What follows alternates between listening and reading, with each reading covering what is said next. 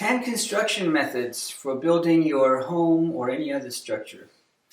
But before that, let me welcome you to my off-grid homestead in the forest that maybe you can't see because of this thing behind me. But in particular, we're in my gathering place. Pretty much, you can say it's shut down for the season because it's not insulated.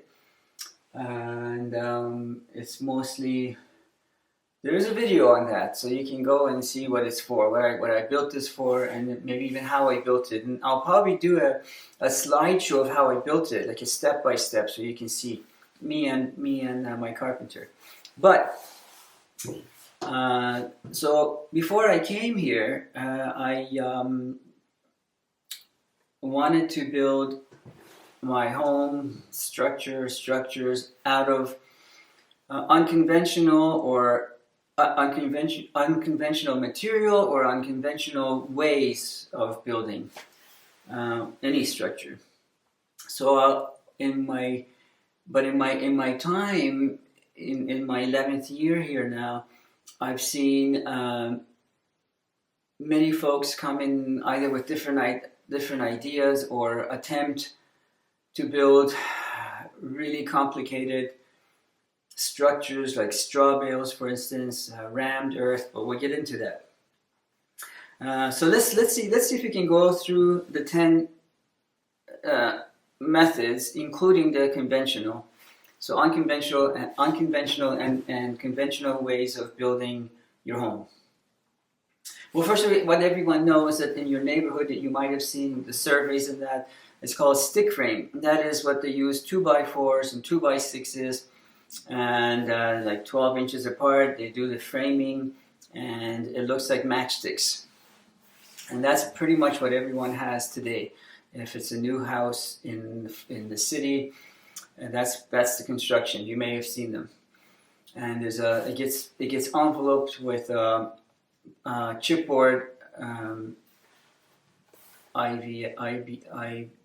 whatever. It's like they get aspen trees, they shred it, and then they slice it, and then they layer it, and that becomes their plywood. Oh no, they don't layer it. They layer it with little very thin veneer chips that are really hideous, and not to mention the glue, unhealthy. But anyway, that's one way that you already know. Then there's so just count with me. Then there's straw bale, rammed earth, Adobe, cob, like cordwood,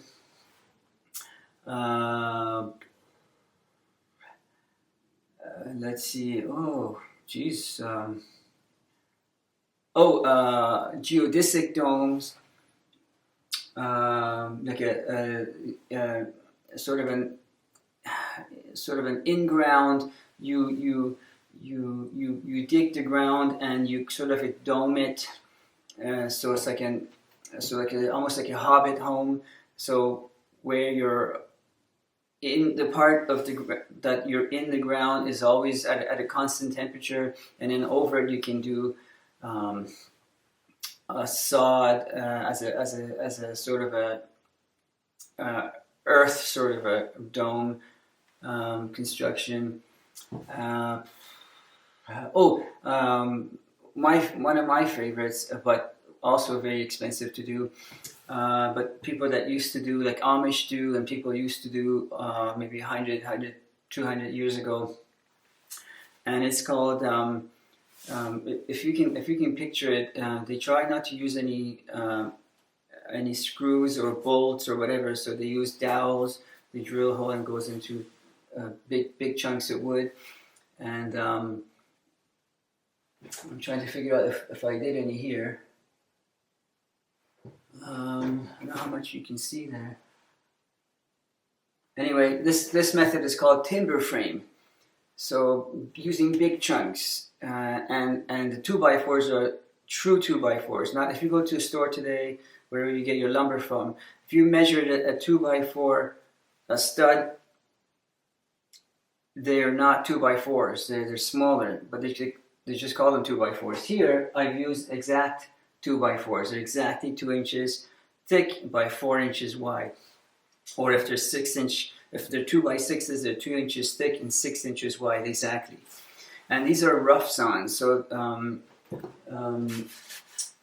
let me see. They're not plain. They're not smooth. They're rough, like the old barns kind of thing. And then there are like your Quonset huts and probably more if I think hard enough. But which one's right for you? It's hard to say. In my neighborhood, let me count, see how many I can think of. There are 1, 2, 3, 4, 5, 6, 7, at least 7 strawberry homes, pretty much all built by the same, at least 6 of them built by the same guy. And basically what happens is that, yurt. I knew there was one more, so now we're up to 11. What the strawberry homes, the way they work is that you build the frame just like you would any other frame, only the spaces are wider because they have to accommodate straw bales. Straw bales are something like 1.5 feet deep by maybe 2 feet long.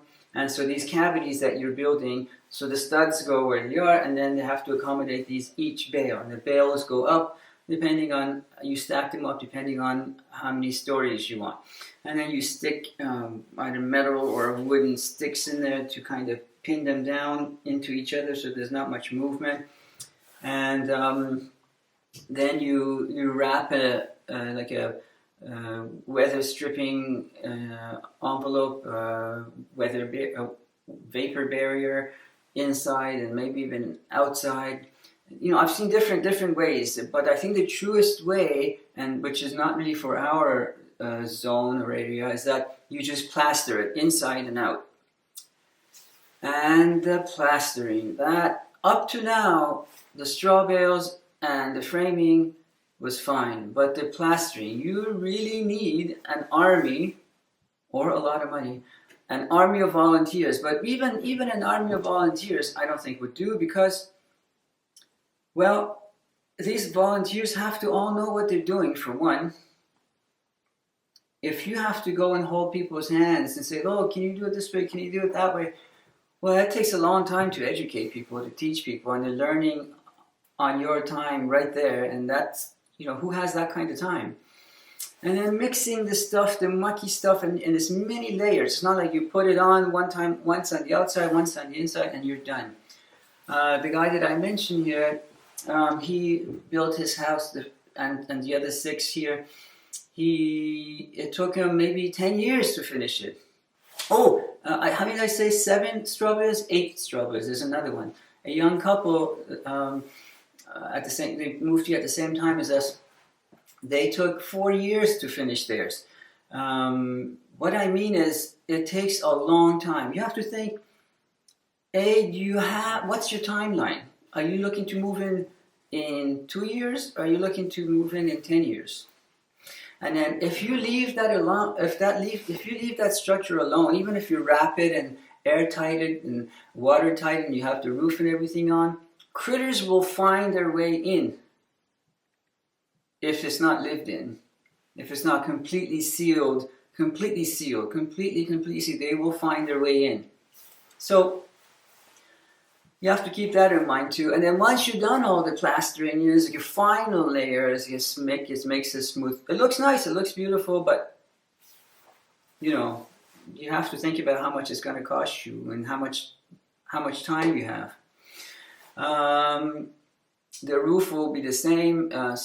You can use whatever you want, but steel roof is what I would recommend. But the overhang has to be more to protect the plaster from the weather. And it will require regular upkeep. as much, if not more, than any other construction method would, inside and out, because it could, if you bump into it, if something hits that plaster up from inside, well, now you might have to patch it up. Same for outside. You have to make sure water doesn't get to it. It's not. I would say straw bale homes are not for Canada, in my opinion. In fact, a lot of these structures are not for Canada. But another one that's not for Canada is yurts. Oh my God! Right now, people have gone yurt crazy. They're losing their minds over yurts because marketing. Someone on social media, I don't want to name the channels, you already know what they are. It looks beautiful. It's touched up, and you know, I could make the simplest, ugliest thing, but while it's new and you know, photoshopped and everything, you will buy it. But you wait a year or longer, the thing will fall apart, and because it's not made for this structure, for this zone. The structure is not made for this area. When I say area, I mean Canada in general. And even if you live on the Pacific coast, they get a lot of rain. A yurt is pretty much made for Mongolia, and first of all, it doesn't really have any windows. Now imagine if you live in Canada and a place where it's so dark and you don't have windows. It's made for a nomadic lifestyle, and plus a family who is integrated with the elders. Everyone lives together. There's also no privacy because there's no walls. So grandma is keeping the fire going all day long. Maybe I've seen a documentary where there are animals inside, and by animals I don't mean pets, I mean maybe ponies, camels, whatever that the grandma's milking, and then she's making milk. She's making cheese and butter, whatever. Right? Everything's there where everyone sleeps and eats and everything. It's cute. It's wonderful. If you can you stand living with grandma or in your in-laws for however length of time? Your friends, your extended family. Here there are 3 yurts. One went up. Went down. I mean, was put up. It was taken down. Another one was put up. It got moldy because the person that put it up, like the romantic idea of it, you put it up, and it was encased in the forest, like this structure is. Yep, exactly like this structure is. No air movement. It started getting moldy, and nobody wanted to live in it. It was depressing and dark. And if you in Canada, and especially where we live, if you have to go to work, if you have to go to town for 2 hours and come back and that fire is dead, you got to start all over again and reheat the structure. And a yurt is, so where I'm standing, this structure is about 480 square feet, roughly, I would say. So a yurt would be smaller than this. Maybe about 100 square feet smaller. I suppose they come in different sizes. I shouldn't have said that. And then the foundation of yurts. Somebody else tried to put one up, and what happened was that this was in addition to the 3 that are up now. When the young couple came here and they were in love with this. This was about 7-8 years ago.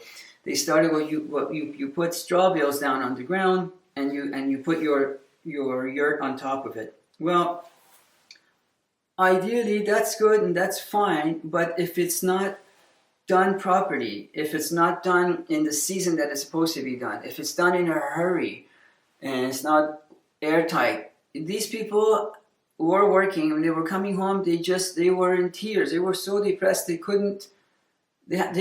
packed up and left, because in addition to having to heat the structure after 8 hours of sitting in the winter weather, the floors were always cold. They could be standing only a foot away from the stove, like a little stove, like the one I have here that I've shown in another video, and they couldn't get, their feet were about to fall off all the time. Well, because the foundation was wrong. Folks, yurts, is, where can you have a yurt? California? Can you have a yurt in California? Maybe, maybe.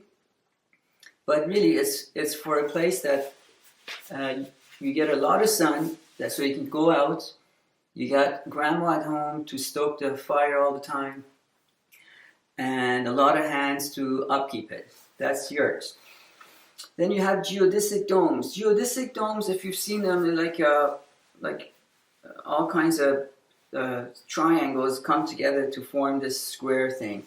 There's one here, but it's never been lived in. It's never been built properly. It's never been covered properly. So it's always like a skeleton sitting there. Like if you go, you see a shipwreck. It was never done properly. So then nobody wants to live in it. So it's just abandoned. So many abandoned projects, because, I mean, you hear, you see, you watch videos online, and people, I want to say lie to you, but I don't want to be negative. People want their followers, and they want their subscribers, and they'll tell you anything to get that, and that's not right. A lot of people get excited and think they bet the farm. They leave their homes, they leave the town, they leave their friends, they sell their stuff, they move, they buy maybe a piece of land, they move somewhere, and then they can't do it. They can't build it. No one to build it. They don't know how to do it. It's nothing like what the picture showed. They get depressed, and it's like families fall apart. Or worse is, maybe I can't say it online. I mean on the video, but you know, when you get what you do when you get really depressed. So that's that one. Timber frame. There's at least one house here that's a timber frame. One of my favorites, built by that same guy that I told you built everyone else's straw bales. He doesn't actually want to build. He doesn't consider himself a home builder. He considers himself an artist, and people just force him to do it. And when you force someone to do something out of guilt, out of whatever, it never works out. It's never worked out. I'm looking around. It's never worked out. None of the neighbors. But anyway, he built himself a timber frame. Not a home builder, not trained in that, but he really had the drive. He had the time. He had the money. All the resources, and he built it. As a young guy, he built it. Not flawless, like you might see on TV, some shows or maybe workshops and that. Not flawless at all, but basically he did it mostly by himself. So you can see where all the joints are not necessarily perfect, and the shrinkage and the twists and all that. But that's to be expected. But still. A timber frame is, if you're in a sort of a hurricane kind of scenario, somewhere there's wind swept a lot, because there's so many joints held together, like the Amish do. It can withstand, like they do their barns and whatever.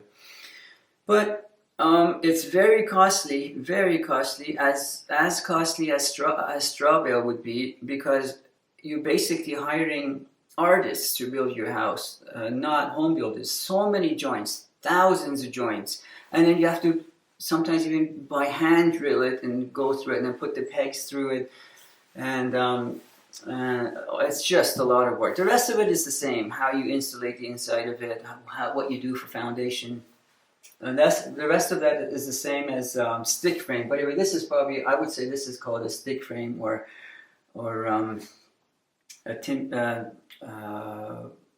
there's another name for it. But anyway, then there is a what did I cover so far? Rammed earth. This is where you get some sort of a mixture of sand and earth and whatever. You put them in these bags, thick bags, and you pound each bag to make it compact, really compact. I think I've got this right. And then that's your foundation. And it's not just foundation, the whole thing is like that. But you start your foundation with that, and you go around and around and around and around, and until, wherever, however high you go. Very labor intensive, just like the straw bale and the timber frame, very labor intensive. It doesn't take a genius to do it. You don't have to train anyone to do it, but it's very labor intensive, very heavy, lots of shoveling, lots of pounding. Oh, there's two more. Earthships, now we're up to 12 or 13, and I just lost the other one. But anyway, like Earthships, lots of pounding, lots of time. Like this doesn't require tires, but lots of hands. Not you don't have to. People don't need to be experienced in it. You can pick it up pretty quickly, but lots of labor. Labor costs money. If they're volunteers, you have to feed them, you have to house them, you have to have bathrooms for them. Don't fool yourself into thinking, oh, I just put an ad in my social media, whatever account, and people are going to come. If people do come, you still have to feed them. You still have to guide them. You still have to protect them. You have to have insurance. They might come with their pets, this, that, and how would the neighbors be? Would the neighbors be okay with that? What's the township? Would that allow you? How far off the beaten path would you have to go? I mean, luckily, we are in a zone. We're in an area that if you're building pretty much any structure, 650 square feet or less, township leaves you alone. As far as I remember, so we never had to do that. I mean, this isn't a place you live in. This structure is more of a recreational cottage camp kind of thing, not a living space where families would be living. But if you were to do 600, my understanding is if you build 650 square feet or less, you can build whatever you want. So tiny homes now. Boy, I have a video on 100 square foot clubhouse that I built for my daughter and the neighborhood kids. And folks, 100 square feet, 200 square feet, 300 square feet is really nothing. I know, let's see, at least one neighbor who came here and she wanted to build, this was 10 years ago, came at the same time, 6 months before us. She said her romantic idea was to build her house for $2,500. Everybody laughed, never managed it, had a lot of free labor. I even helped, free labor, but still couldn't do it. And this house, I would say, is about 200-300 square feet. 2-3 years later, everybody has stuff. Everybody has stuff, especially if you're a prepper or you're thinking of something might happen. You gather stuff, and where do you put that stuff? Especially if there's two of you, you're not a single person. And then where do you have winter clothes? Just your clothes, winter clothes, summer clothes, boots. These take space. And when you build a house, when you do the framing, you go and say, wow, this is huge. This is my house until the walls go up.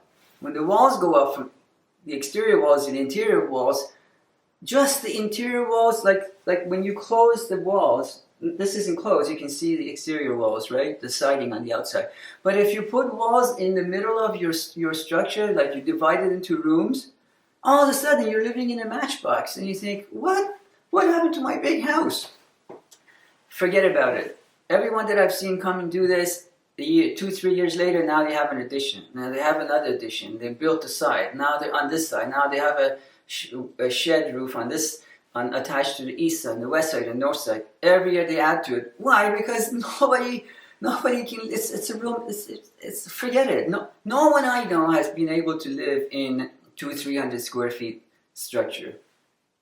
It's just this romantic notion that you could do it. You have to be, I don't know. You have to be a Buddhist Zen with no. I mean, you would have to have some possessions. I mean, who can have no possession? You need one plate. You need to have a stove. You need to have one chair. I mean, one little table.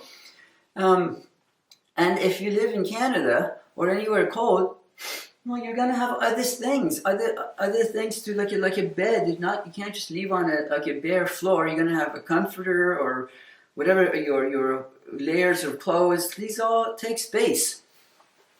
That's that. Let's see. Oh, I mentioned Earthship. Well, before I came here from another province, I joined this group. It was called, I won't say what it's called, but it was something Earthship. And if you've never heard of it by now, it's somebody started it in Texas. His name is Mike or Michael someone. Built a really nice one. So you need a lot of tires. A lot of tires, that's not a problem. There's no shortage of tires anywhere of any different sizes, tractor sizes, those trailer 18-wheelers. You have your own car that you might, your neighbor's tires. And so what you do, you just pound sand into them. Pound. It takes so long just to do one tire. I'm exhausted just thinking about it. And then you got to do your foundation, just go round and round. There's none in our neighborhood, but a couple came from another Atlantic province after they built it. They were so exhausted that they needed to take, not even by themselves, they had other people help them. They needed to take a year off to save their marriage, basically. And you went on a trip, a cross-country trip, just to forget about what they just went through. They had a lot of helping hands, and then once it's done, you do like an Adobe look, mud hot kind of look, and then you can put your beautiful nuggets and the bottles and the glittery things and the flowy things. That's all. By the time you get to that stage, you've lost your mind. It takes so long. You've aged so much. And I know some of you might have this particular structure and you might disagree with me. But let me tell you, just because it worked for you, I tell you, it's not going to work for 99% of people that I know that I've met that have tried it. Or any of these structures that I've just mentioned. Let's talk about another structure. What was it? I was just thinking about it. It just escaped my mind. But how we built our main building, not this one, is called still a stick frame, which is like using 2x4s and 2x6s, but it's called a double frame or double stick frame. So what happens is that if you can see the walls and the cavities and the studs stud walls that are there, that's the house's shell, right? Now multiply that by 2, so you go inside more. So you're going to lose some square footage. You go inside more, and you redo the whole thing all over again. But in our case, we staggered it. Instead of 2x4s being, you see, 2x4s being in front of each other with about somewhat like a foot or however distance between them, we staggered them. So now they're not parallel to each other. So there's one, another one in the middle, another one here, another one here. So this was for many reasons, but it just gives it more rigidity, more stability, more structure. And our walls are about a foot deep, and in it we hired a company, and at the time it was I don't know how many thousands we paid just for that, to do what they call, I don't know if you've ever heard this. I mean, this should be common by now. I'll tell you, and you can think of it. What it is basically recycled newspaper with some borax in it as a fire retardant. So it's a natural fire retardant, and supposedly animals, critters don't like it. Maybe it bothers their eyes.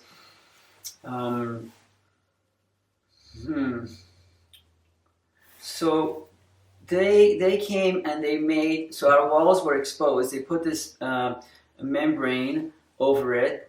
And I didn't tell you what it was called. It's called a dense pack cellulose. So where you forget the dense pack part for a second, just cellulose. You can go and get it from your home, whatever renovation place. And they what they do is that they come in and they give you the blower, and they give you all these bags. You can rent it. You can come in, and what people do is from the top, they close their walls from the top of the walls that are still open. They blow these cellulose into the empty cavities. I'm not sure if you're able to, if you see any, but maybe I'll show you another once I'm finished shooting this video. And they fill it. Well, the problem with that is that if it's not dense packed like the ones we did, as opposed to just regular blown in cellulose, it's a loose material. Like imagine the recycled paper would be. And a year later, when that's all settled, now you have a foot of exposed dead air. So air by itself, yeah, it could be an insulation, but not when it's that much empty. So we paid so much more to have these folks come, and they so like I said, they put the membrane up on all around it, so they encase the walls, and then they go blow it in. First they pour it in from the top, and then they go make incisions, cuts, and then they put the hoses into it or pipes into it, and they force blow it. And you can see the walls are bulging out. So that's how we did that. On the ground, we did these really thick blue foam boards. But really, and the ceilings, we did much higher R value. Really, I think by 10 years ago's price, which is at least doubled, if not tripled, we spent $20,000 in insulation of 2,400 square feet. And so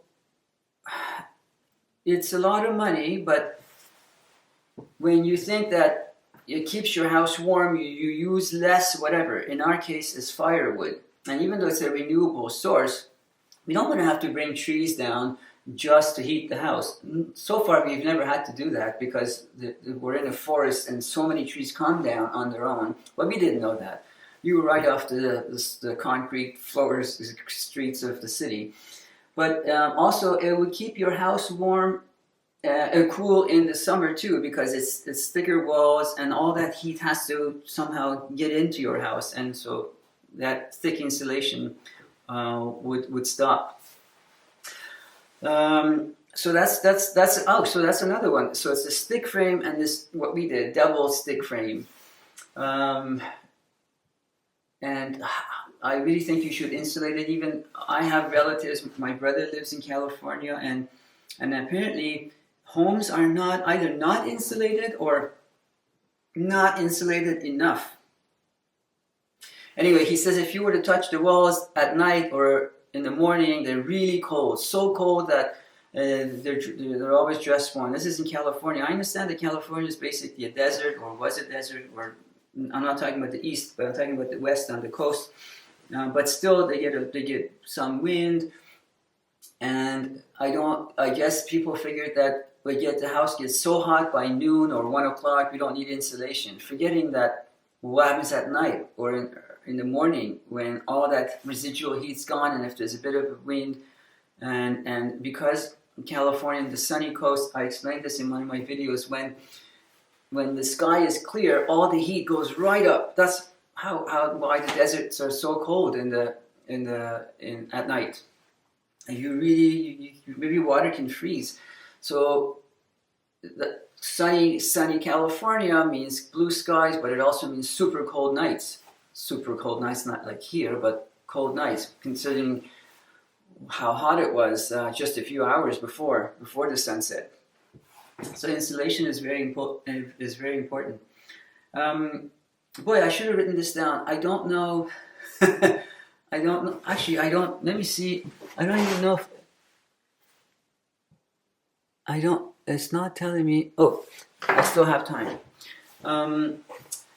Yeah, I should have written down all the different construction methods that I was telling you about. So, what did I cover? I know I remember what I covered, but I just can't remember what I haven't covered. Do you remember which one I haven't covered? See, folks, you're getting raw footage here. No, not edited, not AI. This is real homesteading as it happens. Boy.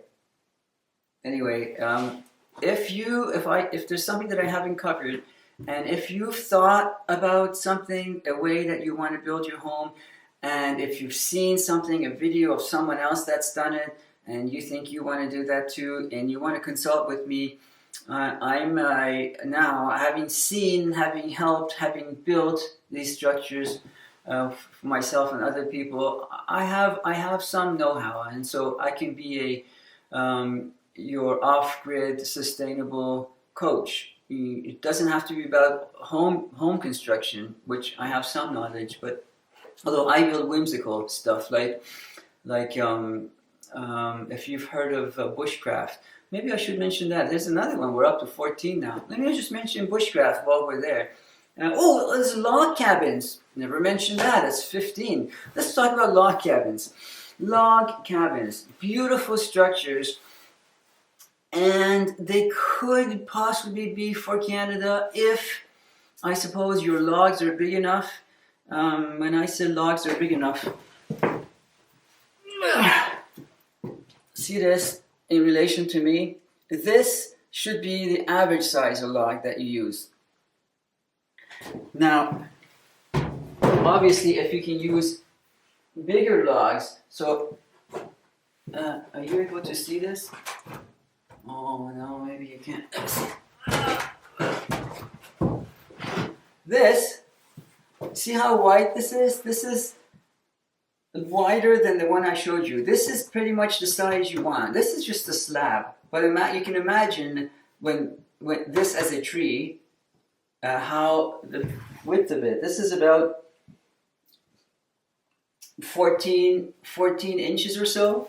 So you really should be building with wider ones. But if it's a small enough structure, like I said, 650 square feet, then you can build like with the one that I showed you. But and smaller if you have to, if you must. I have so many trees here that are blocking the solar panels, or dead standing, or they're about to die, or they're leaning, or they're crowding, that I would be willing to sell for very, very little money, maybe like $20 a tree, to anyone that wants to build their own log cabins out of. So the way log cabins work is that you do your foundation out of rocks or whatever. Different videos on that, you can find those. But then there's a bottom log, and then the top one, and then you just build up and go up, sort of like a jigsaw-ish, if you will. And they're very nice, and they'll last a long time. Even the softest wood, if it's off the floor, it can last you 100 years or more, and if you look after it. Also, if you can have longer or wider or bigger overhangs to keep the rain away from it. So an overhang, by the way, is where your roof line ends. So this is if this is your wall, your exterior wall, and your roof, how far your roof sticks out, and that's what that space, that extra bit that sticks out, is your overhang. The bad thing about that is that not where we live, because we don't get hurricanes, but if hurricanes come, it's almost like a hurricane can open that roof up and lift it right out, because the overhang is so big. But we don't have hurricanes here, so I'm only mentioning that because I hear people that are coming to our province and they go down to the coast, that's about 3 hours south of us, and they do structures and they don't know what they're doing, and no one cares to tell them. People that are building it for them, they just want the money. And sometimes the homeowner also insists on a log cabin where it's not supposed to be, maybe because they get a lot of rain on the coast. They get a lot of rain, so wood rots. And then you have hurricane that gets all this water all around it, salt water. I mean, folks, build for your location. And that should really be common sense. Log cabins were historically built in this particular zone, colder climates. When the pioneers came, they had to work fast. They had to work with what they had. There were all these trees. They had to clear some space for their garden or farm or whatever. It was brilliant. They had the trees. It didn't take a lot of know-how. I mean, they would learn as they would go. You can learn quickly, and 2 people could do it. And it's very sustainable. Trees are renewable, especially where we live in the forest. There's so many trees. Maybe I'll do a. I've done it. I've done actually videos on when I do my forest walking with you. You can go look them up. But I'll just show it to you for the sake of this, because I'm going to turn the camera around anyway to show you the wall cavities here. I'll just show you out the window how many trees we have. We're surrounded by maybe like, I don't know if you can see from out of that, no, hundreds of thousands of trees. They're just way too many, way more than they should be. They're competing with each other, they're choking each other, so it's not a problem to bring some trees down. I wouldn't want to bring down hardwood trees because they take so long to grow. But we have so many softwood trees, it's never a problem. I'm a tree hugger, and for me to say that, you have to trust me. So yeah, I said timber frame, that's nice, and it's always nice because you always see the wood inside. You're not covered with people that build their homes the conventional way, like the stick frames. You get the gypsum that's inside, and whatever other chemicals that's in it. You never see your wood that's in the wall cavities. Whereas here, you can see all the wood. It's all exposed. Of course, this doesn't have an interior wall, but at the our main building, which I haven't done a video yet, we are literally encased in wood. The floor is wooden, the walls are wooden, the ceilings are wooden, the cabinetries wooden, tables are wooden. Everything's if you don't believe me, look this up. The more you surround yourself with wood, the healthier you will feel, even if you're not conscious of it. If you don't believe me, you can look it up, but I'm telling you my experience over now into my 11th year that I've been here. What was it that I said before? Log cabins that I remembered. Oh, bushcraft. So bushcraft, I've built some at least one structure, and my compost bins are like that, where I use small trees that are dead standing or falling or crowding or whatever. So what you do is really whimsical. I love it. I love building it because it affords me the creativity, but also because I don't have to live in it. It's not insulated at all. The walls are not thick at all. It's just for fun. It's a whimsical thing in the forest. And if it breaks down, I mean, in terms of weather, or a tree falls on it, or animals, wildlife starts to move into it, it's okay, because it's something. It's like almost think of it as almost like a glamping emergency shelter. It's so whimsical and beautiful. And if I remember, I'll show you the ones that I built my wood sheds like this in the same way, fencing, and just many stacked up layers of sticks or trees, and that the walls are made. And imagine like living in a basket, like a wooden basket. Let me see, it's blinking. I don't know what that means. Sorry. I don't understand. But anyway, I think this is about to run out. And but I was saying before, if there's anything that you want me to comment on or tell you about, or if you wanna, I'm available. If you need my expertise and my opinion. If it's a broad thing, you can just leave it in the comments. But if you need to contact me, that's a different thing. Then that's a whole other thing.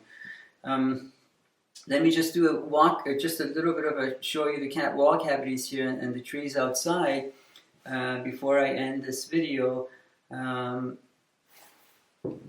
I promised you to do. So you see, oops, you see, but I don't. Oh, excuse me. So you see these wall cavities?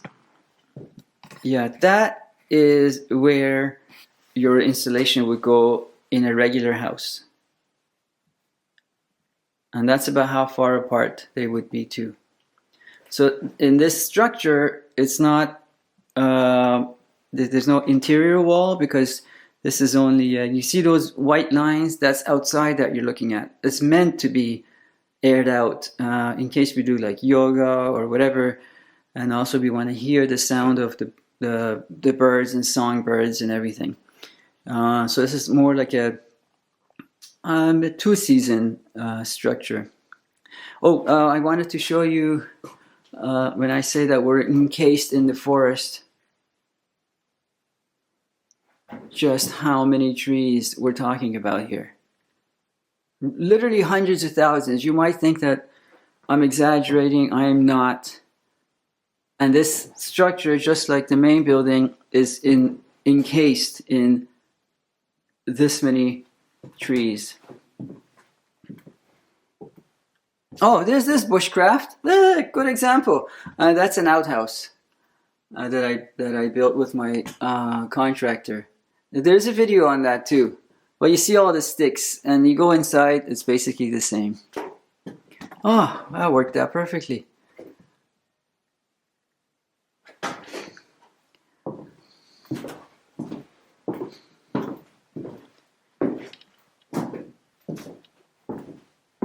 You see all these big, gigantic 6x6 posts.